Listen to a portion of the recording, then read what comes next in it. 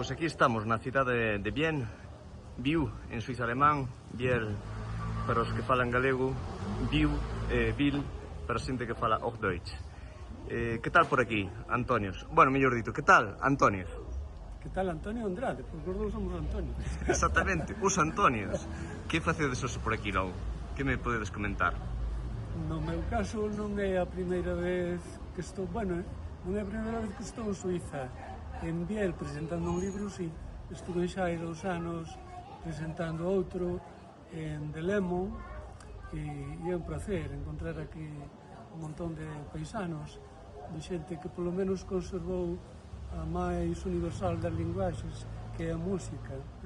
Falo de Galicia Celta, de Lemon, e a ver se conservamos a lingua, que parece que é máis difícil, sendo máis esencial. Sí, eu ando presentando un libro galego escrito en francés que se chama Os camiños da ida. É un libro sobre a nosa historia, a nosa emigración a Suiza dos anos 60, dos nosos pais, dos anos 70 e despois as dos que emigraron coa crisis do ladrillo despois de 2008 e que volveron aquí a Biel, onde estabas ti, a Belenda, para decididos e darlle axudados.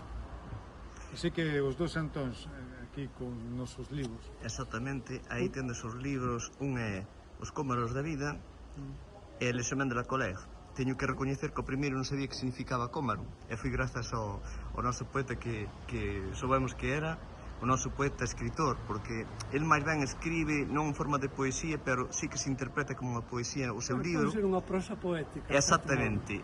E bueno, que vos vou dicir de Antonio Rodríguez, non? Aquí un xornalista da Agencia France Press, especializado en temas económicos, e que por riba fixo un libro tratando o tema da crise do ladrillo, a crise económica, dende Lehman Brothers ata case a nosa actualidade, e que por desgracia se está repetindo. Pois eu penso que é un momento memorable que temos aquí. E nada, convídovos a que merquedes os dous libros. Sobre todo porque fala de ti, fala do Sodo de Sada. Exactamente.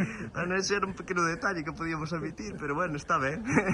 Pois moitas gracias por esos libros. E claro, convídovos a lelo, calquera un dos dous libros, mellor dito, mercados dous, que é unha maneira tamén de contribuir para que justamente xente comprometida que as causas xustas e co noso idioma ou cos nosos idiomas estean aí presentes. Gracias.